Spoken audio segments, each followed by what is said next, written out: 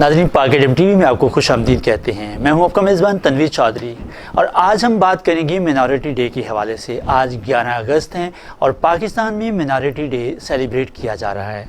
क्या सिर्फ ये सेलिब्रेशन की हद तक ही है या इससे कुछ आगे बढ़ कर के हैं? नाज़रीन, किसी मुल्क की तरक्की में वहाँ के तमाम शहरियों, बाशिंदों और रहने वाले किसी भी मुल्क के हों, उनका बड़ा अहम किरदार होता है और इनके किरदार को लेकर चलती है रियासत। रियासत एक माँ की तरह होती है। जिस तरह माँ अपने बच्चों को प्यार करती है और चाहती है कि वो सब बराबर तरक्की करें, वो सब बराबर उनकी परवरिश और तरबियत हो, और इसमें जहाँ कहीं दिक्कत आती है, जहाँ कहीं रुकावट आती है, माँ सामने आ खड़ी होती है और अपने बच्चों की परवरिश के लिए हमेशा अहम किरदार अदा करना चाहती है और करती भी है। इसी तरह रियासत की ये अव्वलीन जिम्मेदारी है कि वो तमाम शहरियों को बिला तफरीक व तकसीम वो तमाम हकूक़ दे जो उनके होते हैं। इसी तरह से हम बात कर रहे हैं मुल्क पाकिस्तान के अंदर होने वाले वो तमाम वाक़यात जो हम सुनते हैं और देखते हैं। आज पाकिस्तान को आज़ाद हुए 73 साल गुजर गए हैं। इन 73 सालों में क्या मसाइल पेश आए और क्या क्या फ़ायदे हुए, ये हम जानेंगे आज के इस प्रोग्राम के अंदर। हम ये भी जानेंगे कि क्या मुल्क की तरक्की जो है वो चंद एक अफराद से वाबस्ता है या तमाम अफराद मिल करके एक असासा हैं और वो मिलें तो वहाँ जो है वो मुल्क तरक्की करता है। जिस तरह के एक मशहूर शेर है कि अफराद के हाथों में है अक़वाम की तकदीर, हर फर्द है मिल्लत के मुकद्दर का सितारा। तो हर फर्द, हर इंडिविजुअल इम्पॉर्टेंट है, हर एक शहरी इम्पॉर्टेंट है। इसमें कोई अक्सरियत, कोई अक़लियत, कोई तकसीम नहीं होती। मगर फिर भी आज ये हमें करना पड़ रहा है। मगर क्यों? इसमें अगर हम खिदमात देखें तो बहुत सारी खिदमात हैं अक़लियतों की पाकिस्तान बनाने में, पाकिस्तान की तामीर में, पाकिस्तान की तरक्की में। ये सारी बातें आज हम ज़रूर जानेंगे और फिर इन पर रोशनी भी डालेंगे और अपने मेहमान से भी ज़रूर मलवाएंगे और कि वो इसके बारे में क्या ख्यालात रखते हैं। नाज़रीन, अहम बात जिसकी तरफ हम तवज्जो दिलाना चाहते हैं वो ये कि बिशप जॉन जोसेफ शहीद और एक और अहम नाम जो मैं आपको बताना चाहूँगा, यूँ तो बड़ी लंबी फहरिस्त है जिनके हम नाम गिनवाएं तो शायद हमारा प्रोग्राम नाकाफ़ी पड़ जाए, मगर मैं बात कर रहा हूँ शहीद शहबाज भट्टी की, जिनकी बहुत सारी खिदमात हैं। और इसके अलावा एक लंबी फहरिस्त, मैंने जैसे पहले भी तज़किरा किया कि एक लंबी फहरिस्त है, कि छोटी फहरिस्त नहीं। पाकिस्तान को बनाने से लेकर के पाकिस्तान की तामीर, तरक्की और ताबनाक मुस्तकबिल के लिए आज भी अक़लियतें अपना अहम और कलीदी किरदार अदा कर रही हैं। मगर हो क्या रहा है? क्या ये कायद का पाकिस्तान है? ये आज हम जानेंगे। क्यों आज 11 अगस्त मनाने की क्यों ज़रूरत पेश आई?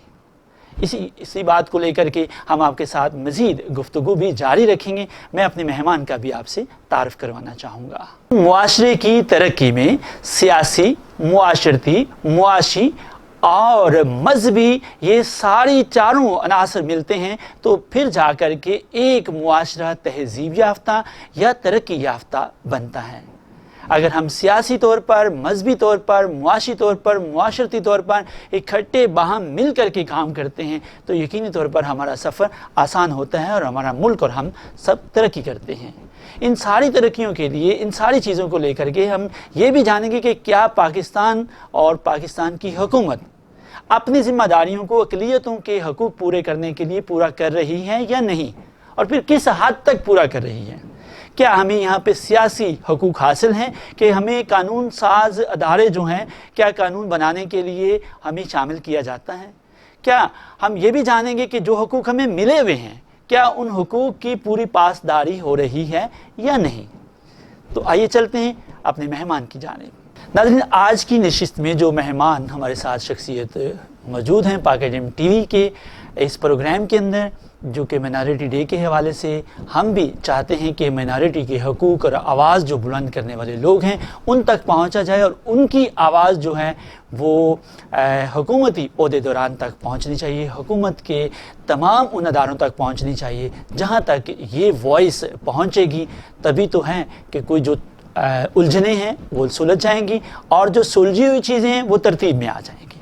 ہم یہی چاہتے ہیں، اور ہمارے مہمان کا ہم تعارف کروا لیں، راولپنڈی سے ان کا تعلق ہے اور وہ سوشیو پولیٹیکل ایکٹیوسٹ ہے۔ یہ ایک بڑی اہم بات ہے جو میں نے آپ کے ساتھ کی ہے۔ سوشل ایکٹیوسٹ تو بہت زیادہ ہے، پولیٹیکل ونگ کو لے کر کے چلنا اتنا آسان نہیں ہے، اور جدا ہو دین سیاست سے تو رہ جاتی ہے چنگیزی۔ کہیں ہم چنگیز خان کو تو فالو نہیں کرنے والے، ہاں ہم یہ کسی اور موضوع پہ بات کر لیں گے، لیکن آج ہم مائنارٹی ڈے کے حوالے سے بات کریں گے۔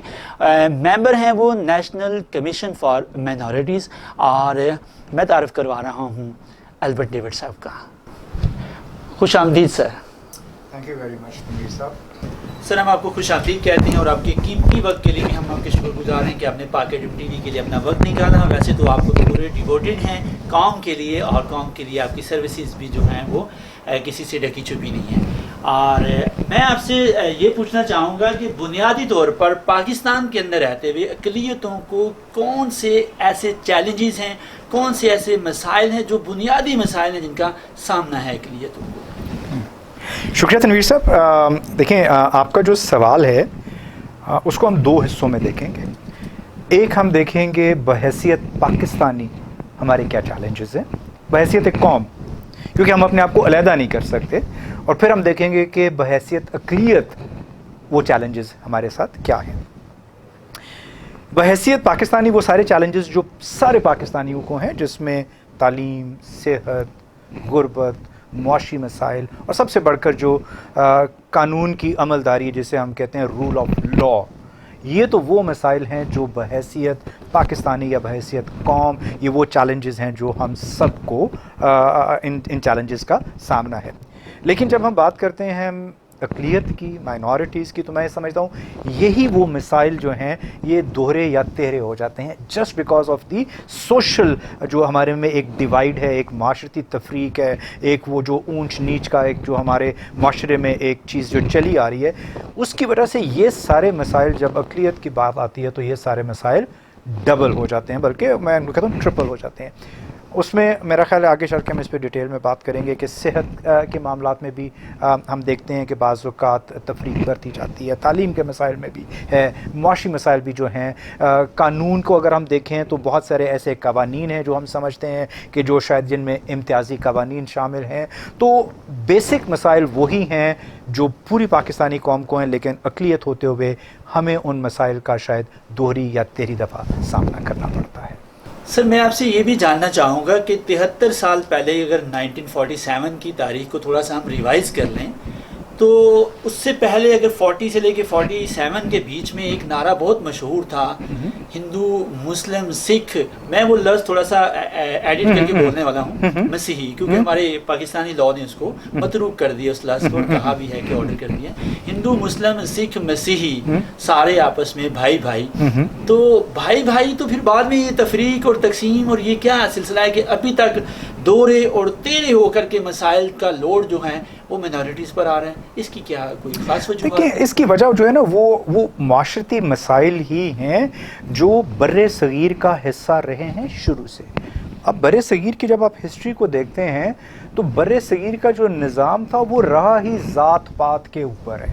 ہندوؤں کو اگر آپ دیکھ لیں تو جو اونچی کاسٹ اور لوور کاسٹ، ہم نے وہی سارا کچھ کیری کیا ہے ابھی تک، اور ہم ابھی تک اس کو کیری کریں۔ اس میں ایک بڑی امپورٹنٹ چیز ہے، میں اکثر اس چیز کو شیئر کرتا ہوں کہ ڈی این اے ہمارا ایک ہے، مذہب ہمارے چینج ہو گئے لیکن ڈی این اے ہمارا ایک ہے، اور یہ اونچ نیچ جو مذہبی ہے، معاشرتی ہے، معاشی ہے، یہ ہمارے ساتھ چلتی آ رہی ہے، اور ہم بوجہ اس تفریق کو آج تک نہیں نکال سکے۔ اور جو ایک امپورٹنٹ چیز ہوئی ہے کہ یہ تفریق مذہب کے آ جانے کی وجہ سے اور مضبوط ہو گئی ہے۔ ہمارے امور مملکت میں مذہب کا اتنا گہرا عمل دخل ہو گیا ہے کہ اس کا اثر اب معاشرے کی ہر سطح پہ نظر آتا ہے، اور اس کی وجہ سے میں یہ سمجھتا ہوں کہ یہ تفریق گھٹنے کی بجائے، یہ ڈیوائیڈ گھٹنے کی بجائے شاید آہستہ آہستہ مزید بڑھتی جا رہی ہے، اور یہ تقویت پاتا جا رہا ہے، نعرہ مذہبی شناخت کا نعرہ تقویت پاتا جا رہا ہے۔ اچھا ناظرین، ہم ایک اور بات بھی یہاں پر ضرور ایڈ کریں گے، تفریق اور تقسیم کی بات تو ہو ہی رہی ہے، اس کو بھی ہم کہیں گے.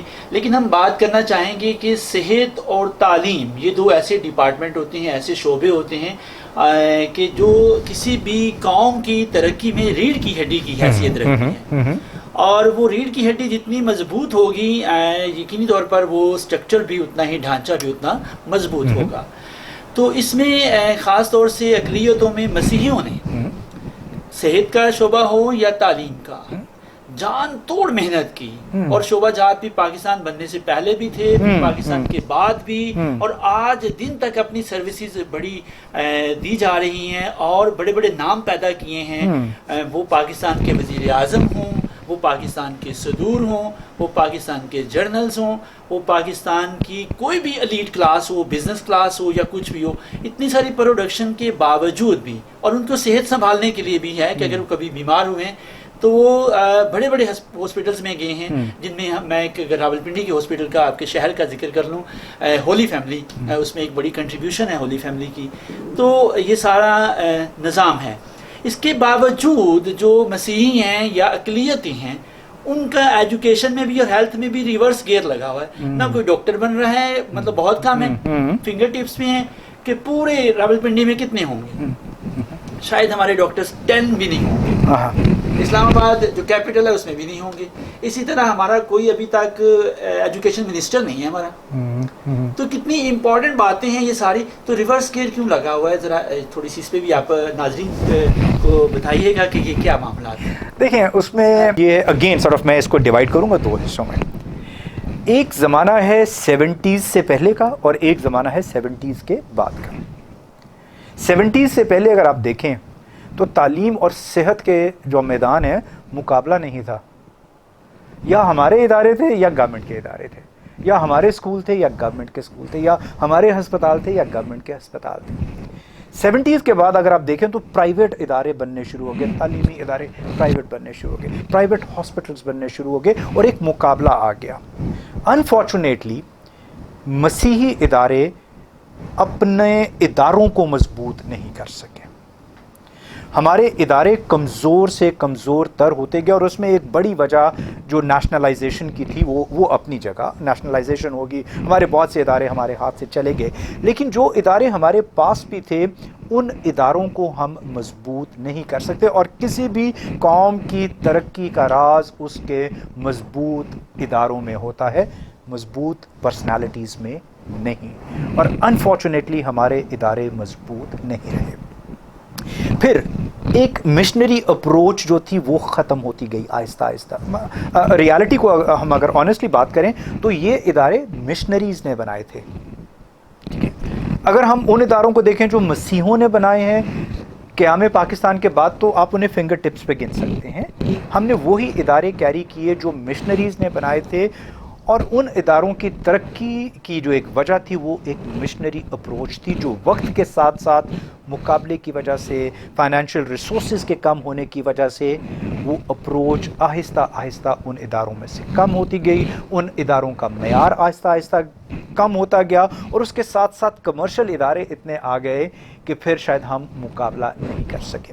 ہاں, میں آپ کی اس بات سے ضرور اتفاق کرتا ہوں جو میں نے بات پہلے بھی کہی کہ ہم اپنے ادارے مضبوط نہیں کر سکے. میں آپ کو مثال دینا چاہوں گا, پچھلے 2-3 دہائیاں پیچھے چلے جائیں تو بہت سارے ایسے تعلیمی ادارے ہم نے دیکھنے شروع کیے جو معرض وجود میں آئے, اور وہ دیکھتے ہی دیکھتے وہ ادارے سکولز, کالجز اور پھر یونیورسٹیز میں تبدیل ہو گئے.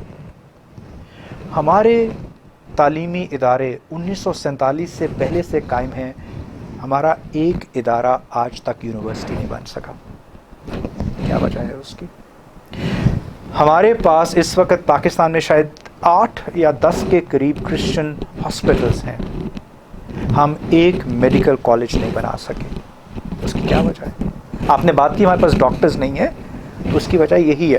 آپ یہ عام جو میڈیکل کالجز ہیں, وہ میڈیکل کالجز کو دیکھیں جو آپ مشرومز کی طرح آگے ہیں اور جن کی لاکھوں روپے میں فیس ہے, ان کے پاس سٹینڈرڈ کے ہاسپٹلس نہیں ہیں, اور وہ پتہ نہیں وہ ادارے کیسے چل رہے ہیں. اور ہمارے پاس ہاسپٹلز ہیں اور ہمارے پاس میڈیکل کالجز نہیں ہیں. سو یہ ایشوز ہیں.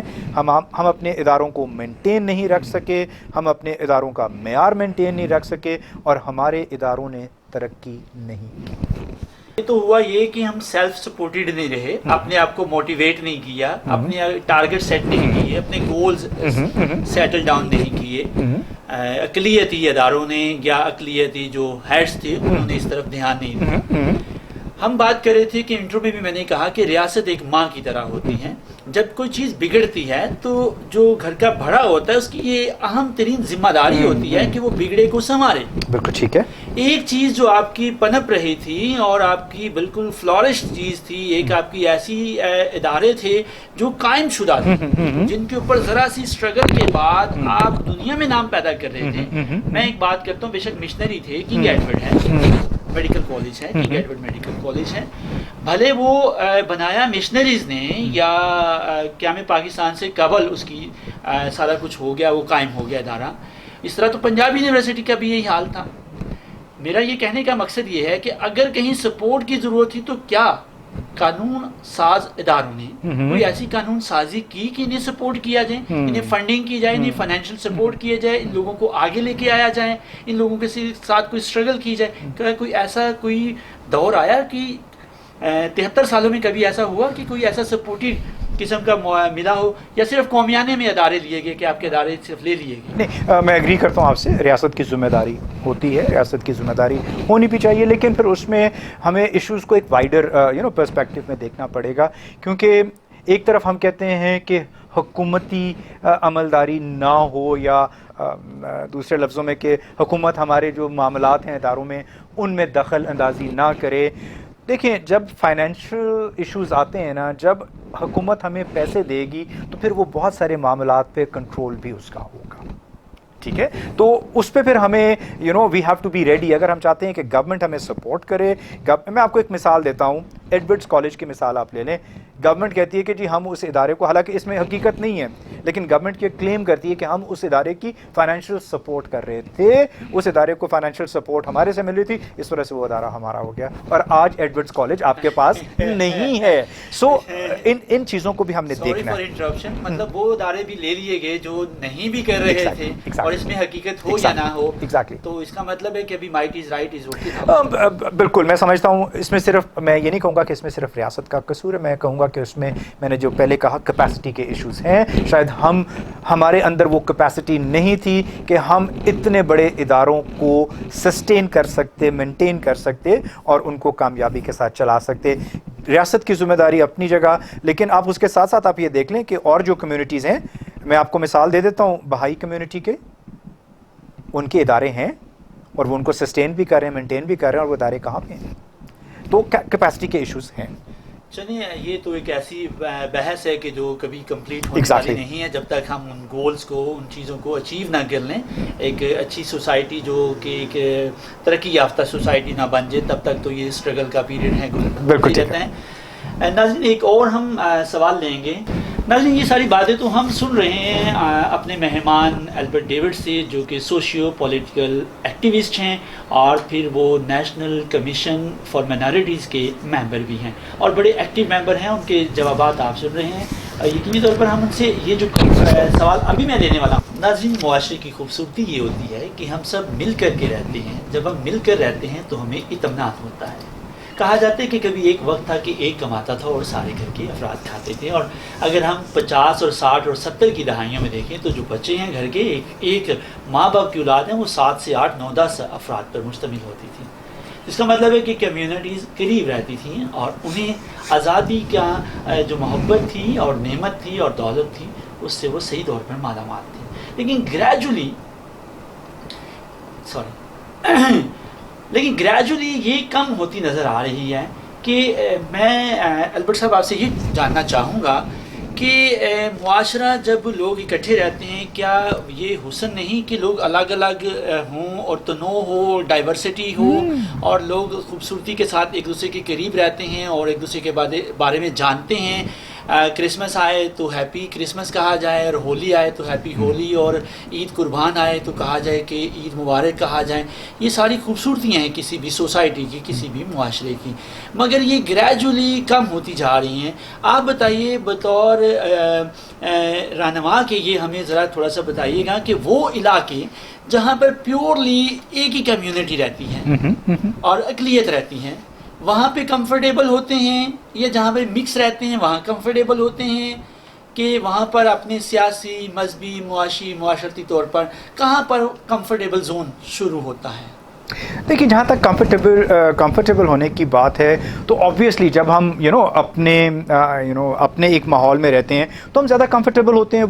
وہ صرف میں یہ نہیں کہوں گا کہ وہ صرف مائنورٹیز یا مسیحی یا ہندو، بلکہ میں یہ کہوں گا کہ جہاں کہیں پہ بھی کوئی بھی گروپ اکٹھا ہوتا ہے، علیحدہ ہوتا ہے، تو ایک کمفرٹ لیول جو ہے وہ زیادہ ہوتا ہے. لیکن آئی تھنک جو بات آپ نے جس کا ذکر کیا، وہ ڈائیورسٹی کا آپ نے ذکر کیا، آئی تھنک وہی ہمارے معاشرے کا حسن ہے.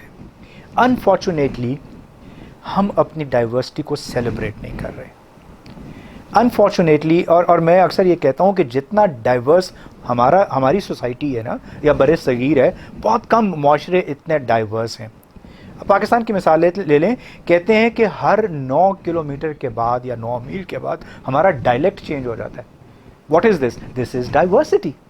ٹھیک ہے، آپ چاروں صوبوں کو لے لیں، آپ گلگت بلتستان کشمیر کو لے لیں، ہماری جو رسومات ہیں what is that is diversity. آپ مختلف مذاہب کو لے لیں، آپ نے کرسمس کی بات کی، آپ نے ہولی کی بات کی، آپ عیدوں کی بات کریں، ٹھیک ہے، جو ہمارے شب برات ہے یا جو دوسرے تہوار ہیں جو مسلمان celebrate, this all boils down to diversity. لیکن ایشو یہ ہے کہ ہم اس ڈائیورسٹی کو سیلیبریٹ نہیں کر رہے. We have not been able to sell this diversity out of Pakistan. ہم معاشرے کی ڈائیورسٹی کی باتیں کر رہے ہیں اور یہ حسن ہے معاشرے کا.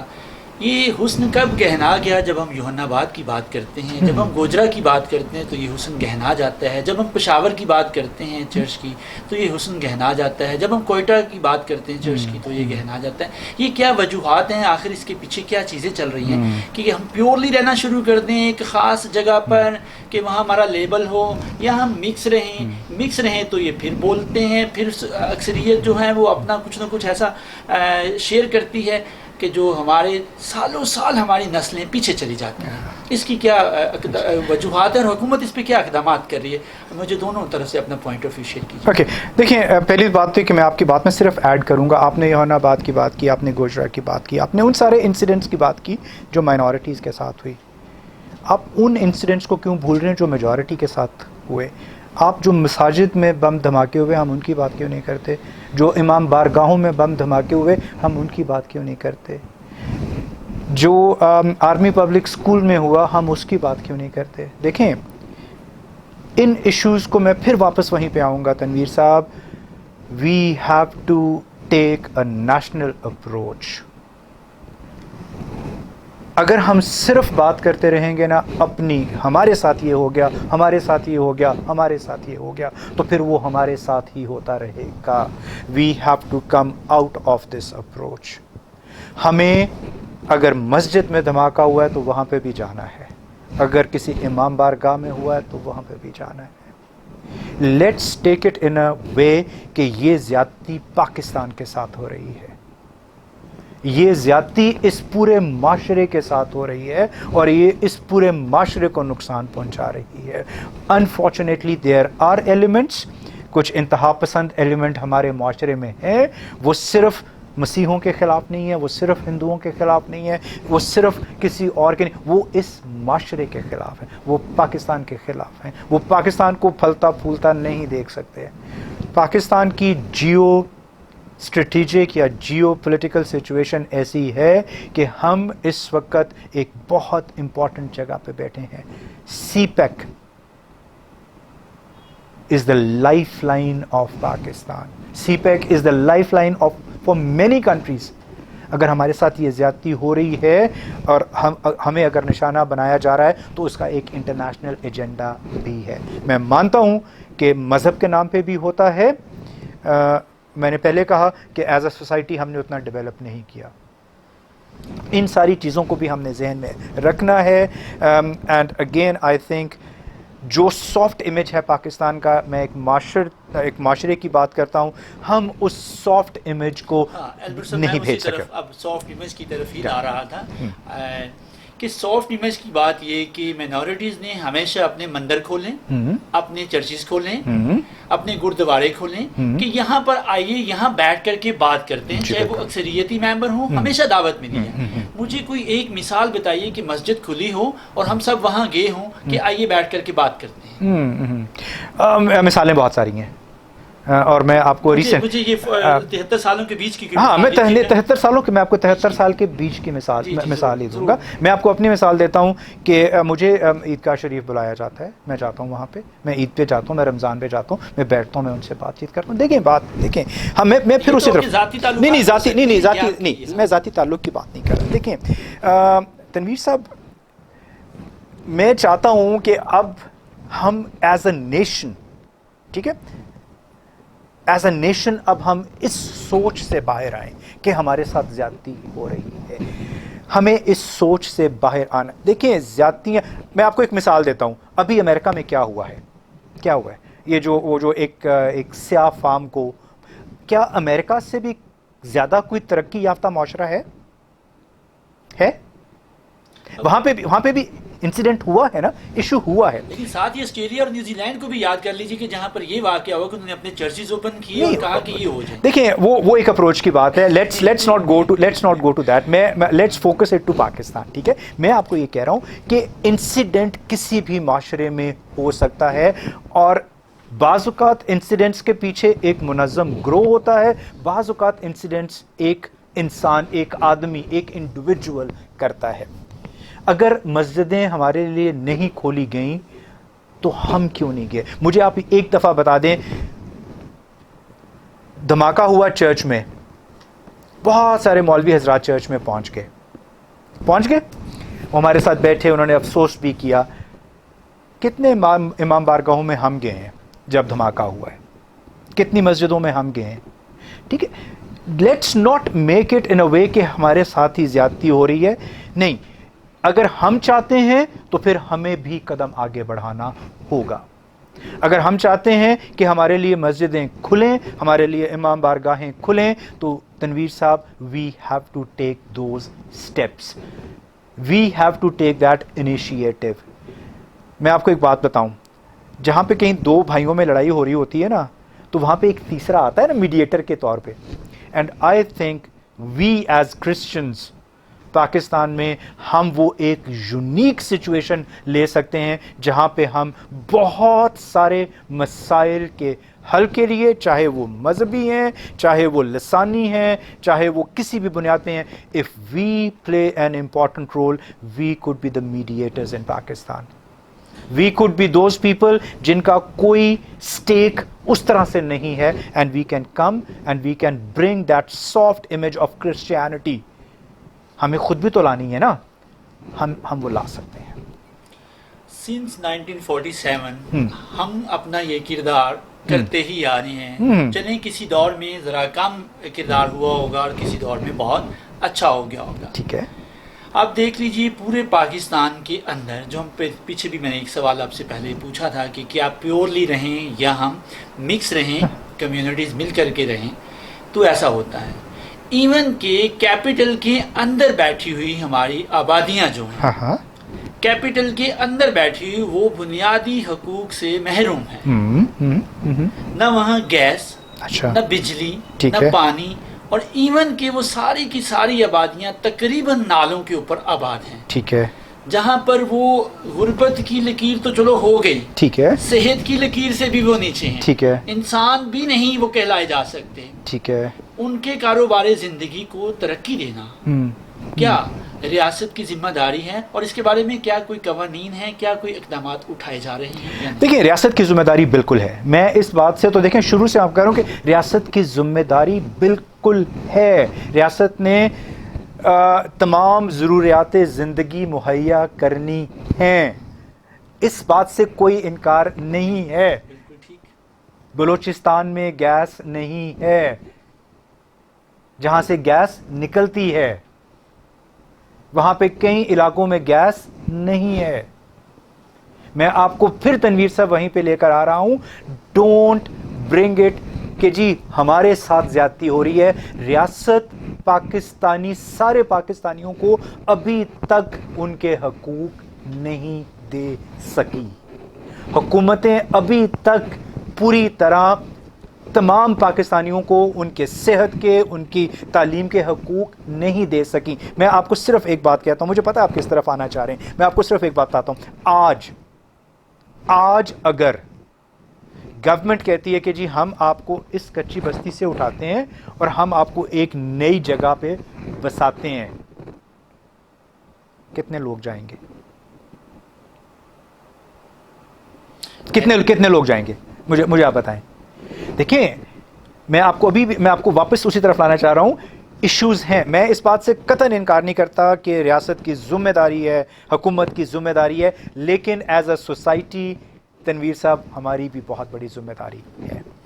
ایز پیرنٹس ہماری بھی بہت ساری ذمہ داری ہے. آپ کچی بستیوں کی بات تو کر رہے ہیں، ان کچی بستیوں میں ہم اپنے موبائل میں 100 روپے کا چارج روز کراتے ہیں لیکن اسکول کی فیس نہیں دیتے.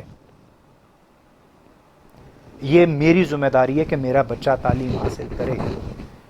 میں اپنی ذمہ داری کو حکومت پہ ڈال کر سارا الزام حکومت اور ریاست کو نہیں دے سکتا.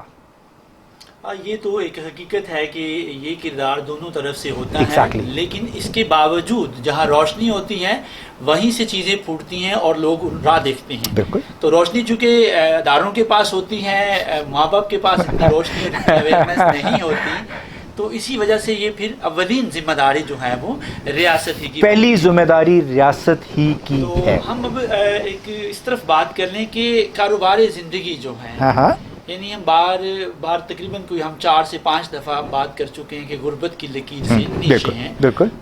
گو کہ پاکستان ایک ترقی پذیر ملک ہے، لیکن پھر بھی اتنے وسائل بھی کم نہیں ہیں. آپ بھی جانتے ہیں کہ اتنے وسائل نہیں، وسائل سے بلکہ مالا مال ہے. جب اس خطے کو ڈیزائن کیا جا رہا تھا تو اس میں بہت سارا، آپ نے بلوچستان کی بات کی، تو بلوچستان کو اسی لیے انکلوڈ کیا گیا تھا کہ وہ منرلز اور معدنیات سے بھرا ہوا ایک خزانہ ہے.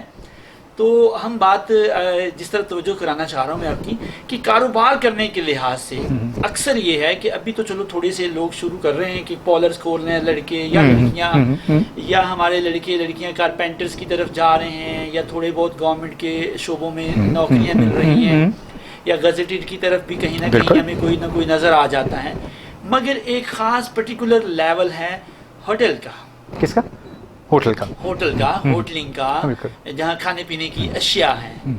یہ کیا کس حد تک اجازت ہے، پہلا حصہ اس کا، اور دوسرا اس کا حصہ یہ ہے کہ اس پہ کیا کوئی قوانین ہیں اور کیا اقدامات جو ہے وہ حکومت اٹھا رہی ہے؟ دیکھیں، اس میں اجازت کی بات تو تنویر صاحب کوئی نہیں. دیکھیں، کاروبار تو کوئی بھی کر سکتا ہے، اس میں گورنمنٹ کی طرف سے قطعاً کوئی ممانعت کم از کم میرے علم میں نہیں ہے کہ جی جو غیر مسلم ہیں وہ کوئی کھانے پینے کا یا ہوٹلنگ کا جو ہے بزنس نہیں کر سکتے. میرے خیال میں ایسا نہیں ہے.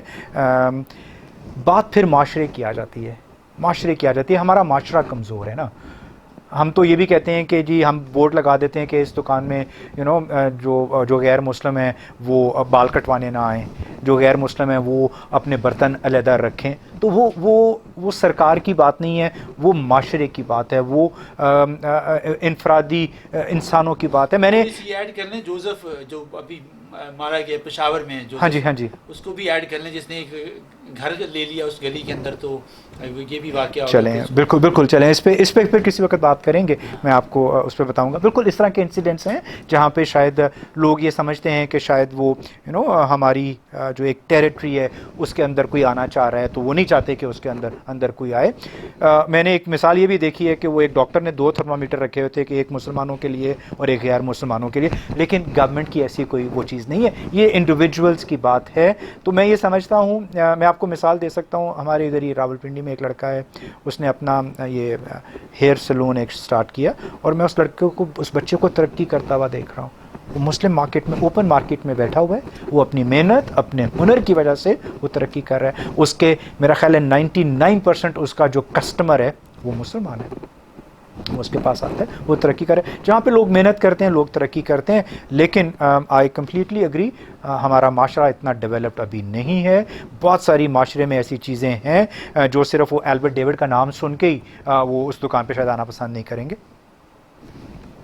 لیکن گورنمنٹ نے تو مجھے دکان کھولنے کی اجازت دے دی, میں نے دکان کسی مارکیٹ میں کھول بھی لی. اب وہ معاشرہ کیسا ہے, وہ کمیونٹی کیسی ہے, اس پہ اختیار نہیں ہے. تو آج ہم پروگرام کے آخر میں پہنچ چکے ہیں. آپ کے شکریہ آپ نے شروع میں بھی ادا کیا, تو یقینی طور پر ہم آخر پر بھی آپ کے وقت کا شکریہ ادا کریں گے. لیکن ایک بات جو ہے, آج اقلیتوں کا دن منایا جا رہا ہے پاکستان میں 11 اگست کے حوالے سے, اور اس دن کے حوالے سے آپ کیا کوئی خاص پیغام دینا چاہیں گے؟ کہ مائنورٹی ڈے کے حوالے سے دیکھیں, again I think it is very symbolic. اس کو مائنورٹی ڈے کا نام دیا گیا ہے اور اس کو ہم لنک کرتے ہیں قائد اعظم کی 11 اگست کی اسپیچ کے ساتھ, جس میں انہوں نے کہا کہ جی آپ کو آزادی ہے اپنی مساجد میں جانے کی, اپنے مندروں میں جانے کی, اور اسٹیٹ کا آپ کے مذہب سے کوئی تعلق نہیں ہے. میرا تھوڑا سا اس پہ ڈفرینٹ سا اسٹانس ہے. میں یہ سمجھتا ہوں کہ ٹھیک ہے سمبولکلی تو ہم اس کو مائنورٹی ڈے کہتے ہیں, لیکن اگر ہم قائد اعظم کی اسپیچ کی اصل اسپرٹ کو دیکھیں تو قائد اعظم نے کہا کہ سب پاکستانی برابر ہیں, اور قائد اعظم کی اس اسپیچ کے تناظر میں آئی تھنک 11 اگست کو ہمیں یوم مساوات منانا چاہیے. صرف مائنورٹیز کو نہیں, سارے پاکستانیوں کو منانا چاہیے. اور قائد اعظم کی اصل اسپرٹ, ان کی اسپیچ کی اصل اسپرٹ یہ تھی کہ سارے پاکستانی برابر ہیں.